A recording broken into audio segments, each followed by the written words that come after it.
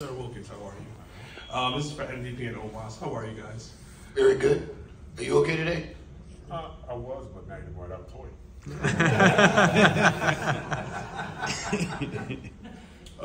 You both have your toys. Well, now you don't have a new one coming out, but have you guys bought your own action figures yet? Like each of them that's come out, have you guys bought your own? Yeah. I haven't, but I've been very fortunate that people periodically will see them in the aisle and, hey man, look what I got, I picked this up for you. And I'm like, oh, thank you. But I've also been fortunate to have friends. I'm a little connected, so every now and again I'll get a box with some of my figures in it shipped to the house because I'm MVP. But no, I've never bought my own. How does it feel though to have an action figure that looks exactly like you, all your gear and everything? Like, what's the feeling that you get every time you see that? I'm kind of pissed I have a toy today. It's your fault, man. It's your fault. I was waiting to see if there was new gear worn at Mania. That's also a sore point right now. I'm sorry, I didn't mean to bring it up. Yeah, due to weather, his new gear is held up, so we don't know if either somebody's going to come through in the last minute and be able to create something new, or if his Wrestlemania gear gets worn at Raw. We'll see how that works out. Yeah, that's right, big fella. But to give you a little background on your question, what it feels like. I told the story earlier about being able to give that supervisor an action figure of me. When my son was a baby, he used to teethe on my action figure.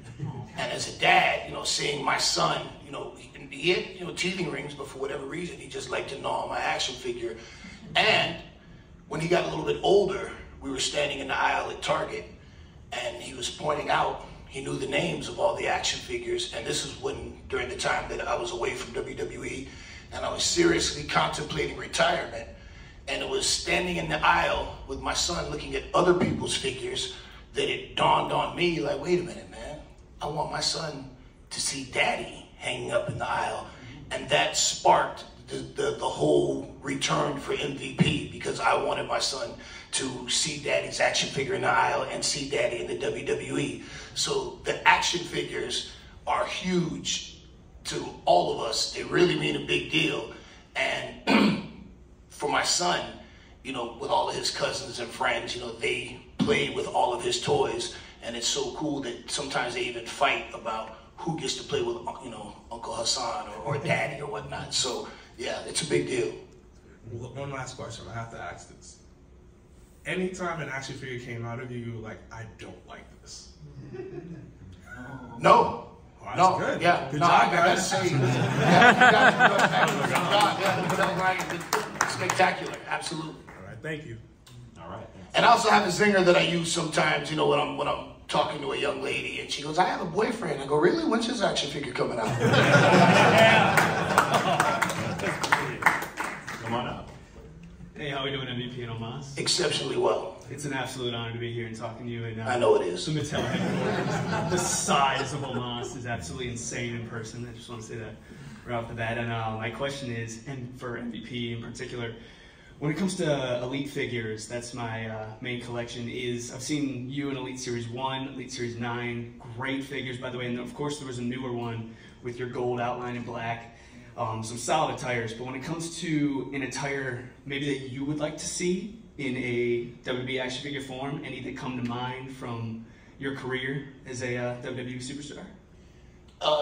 Actually, there's one set of gear that I wore, and I think I've only worn it twice, but it's the black gear with the red skull on it with the red boots. Right. I don't think you guys have done that one, but I think that one with the red and black with the red gloves and the boots, I think that one would pop really hard. So I would love to see that one, but otherwise, I've just been blown away by everyone I've ever seen. Absolutely, thank you. And then for Omos as well, I hate to get off the topic of action figures, but when it comes to the Beast Incarnate Brock Lesnar, are you at all worried about the match coming up at WrestleMania?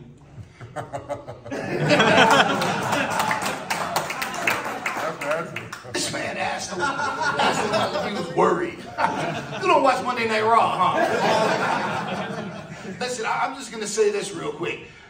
Brock Lesnar is one of the most dominating, iconic WWE superstars of all time. One of the most decorated. The man who ended The Undertaker's undefeated streak in WrestleMania. Yes. You've never seen Brock Lesnar retreat, ever. You've never seen him back up from anybody until he ran into the Nigerian Giant and he put it in reverse twice. That is he worried? Especially the hand next to the side of Brock Lesnar's head. Absolutely amazing. You guys are great. Thank you so much for your time. Thank you. Thank you.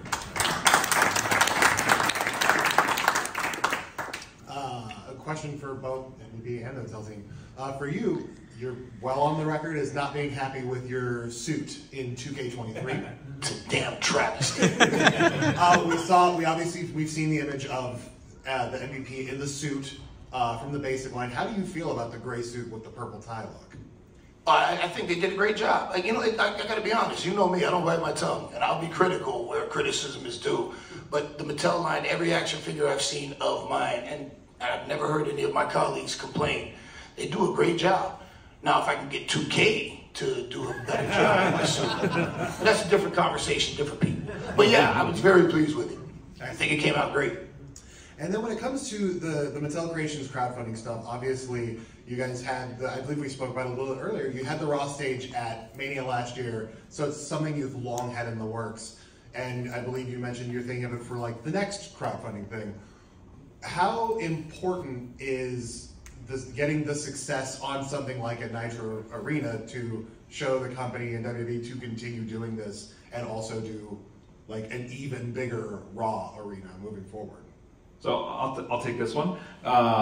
It is important, right? Because we build upon successes. New generation funded, proved that there is a desire from this particular consumer for these large scale items. And now we're doing something a little bigger. If it doesn't fund, and it will, but if it doesn't fund, it just makes it a harder case to make that there's an audience for this, especially something as popular as Monday Nitro. We're talking about the stage that we made for Access last year, Monday Night Raw, and now Nitro here. These are the two most popular stages you could possibly do. So, I mean, it is a litmus test, right? And if for some reason it doesn't fund, it just makes it a little more difficult to continue things of that size, scope, scale, price. But it will fund. We're going to do it, and on to bigger and better things afterwards. With the Monday Night Raw stage, Mike Cadilli was talking about the process of going through things and authenticity on that first Monday Night Raw stage. Like, we think that this Nitro stage is huge. And 2 scale, what was it, like 6 feet tall? If we were to do it 2 scale, like the initial one before we started to figure out how do we make it actually digestible was huge. It was massive. Yeah. We had it on the table. It was gigantic. Yeah. We wanted this to work, right? We were like, if you buy a table at Costco, we want it to fit on that table, right? We don't want this to be like custom furniture job, right? So we're very conscientious, and we are careful with how we phrase scaling and whatnot. Accurately scaled stages like this, like holy smokes, it'd just be unmanageable, and you would think we were totally crazy, more crazy than you probably already think we are. But yeah, we're very conscientious of that, and as Mike said earlier, you can do things to it that will allow it to be even more customizable to your specific display needs. Who else has a question?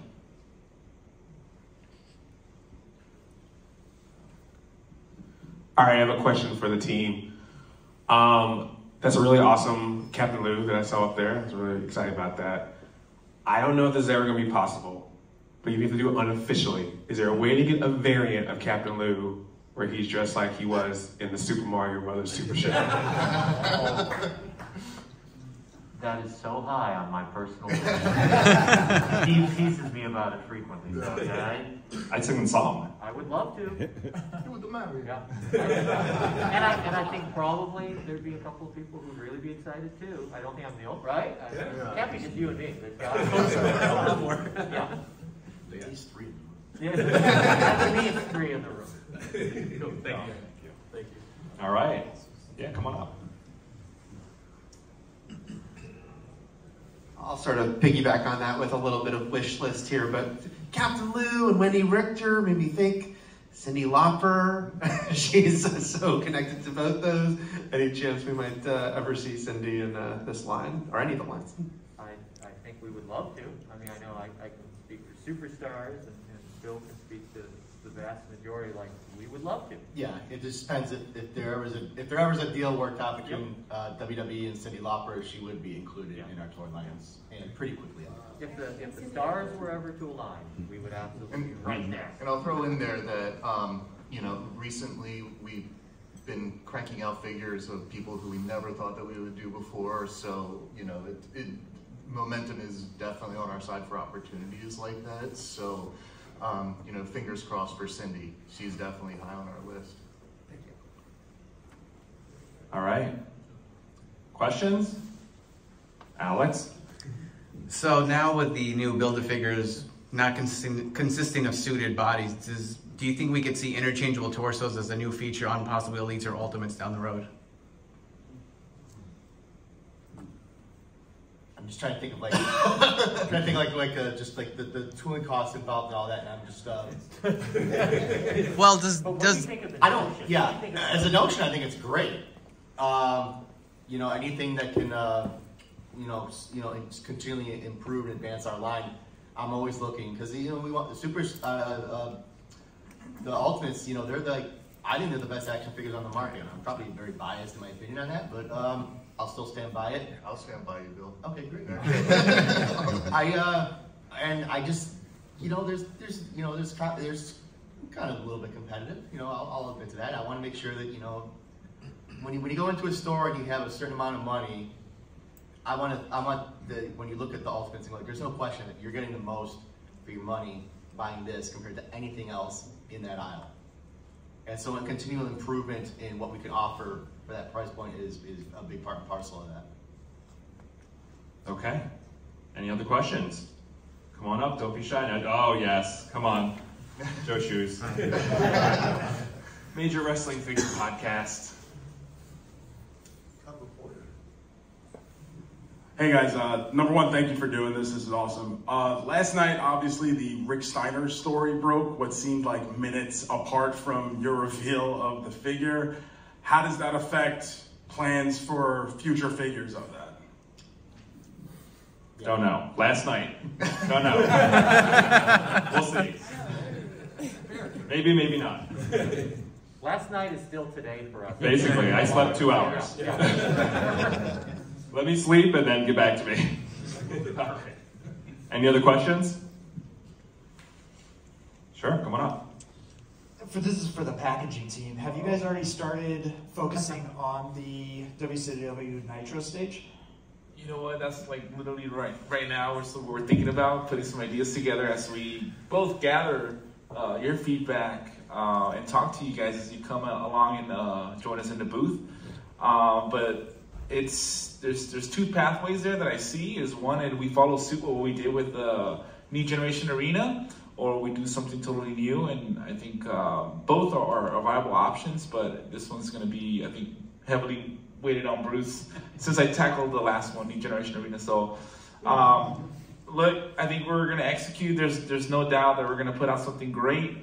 So wait for that. Oh, let me answer that. So when we gather ideas, we start with the team as a whole and everything, but we're also paying close attention in social media. So we listen to the fans and we try to bring that in. Yeah, I heard a lot of questions of individually packaged figures and things like that, kind of similar. So things like that we're definitely hearing. And no matter how it winds up, George and it's going to be outstanding. George and Bruce are spectacular at what they do. Like you guys saw, like the Legends packaging, for example, and the evolutions that we've done over the years. It's just when you think that they can't top it, they continually do. And we do have the best packaging team. I think not only in the action figure industry, but in the toy industry. I mean, I'm very lucky that the stuff I work on gets packaged by the best. So I always say, if you love the packaging, Bruce and I did it. If you hate the packaging, Building it. So I mean, talking about Nitro. That's why we have two. Talking about Nitro and Monday Night Wars, Amos and MVP. Did you choose a side back during the Monday Night Wars? Were you a fan of one or the other? I still need my toy. Working on it. I didn't choose a side because during the Monday Night Wars, I was still locked up. And when I came home from prison, the Monday Night Wars were done. As a matter of fact, I remember around the time I just started wrestling school, and I tuned in to WCW, but this is after, it was before they were bought by the WWE, but it was so bad at this point, when you turned into Nitro, it was like Kwee-Wee and some of these, like there were no stars on the show. It was at that point where they were pretty much dying. So by the time I came home, WWE had already won the war. All right, very interesting. Any other? Yeah, come on back. Yo, can I ask a quick question before that? You mind, Steve? This is for MVP.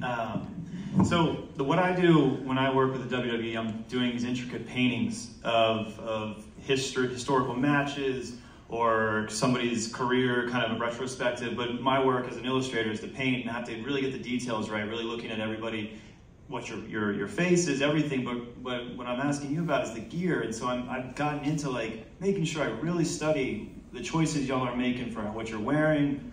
And I've never had the opportunity, so I'm curious, like, what goes into that decision? Like, are you just pulling from, like, yourself specifically, like, personal interests and like, or just like, hey, I just want this color because I like this color, or like, I guess the thought process, is it a lot of you? Is it people coming to you with, hey, we think you might look good like this? Like, how's that work? Usually, my ideas for gear are, for example, I was doing the skull on the stomach for a while with the bullet holes in the MVP on the back because I'm a massive, massive fan of the Punisher. Love the Punisher. As far as the color combinations, they're like New Day, for example. They do all kinds of colors, And in the beginning, because when I wrestled in Japan, the guys over there have what they call their image color. Like you will always see Kojima in orange. You will never see Chono in anything but black. But Rey Mysterio, very good friend of mine, told me very early on, no, you have to get different gear and different colors because every time you do that, you get a new action figure. Like, oh, okay. So that's an inspiration as well. Okay. You're thinking ahead. Okay, that's great. Thanks for sharing. I appreciate it. All right, and this will be our last question of the day. It's for the Mattel guys. You're doing the WCW stage.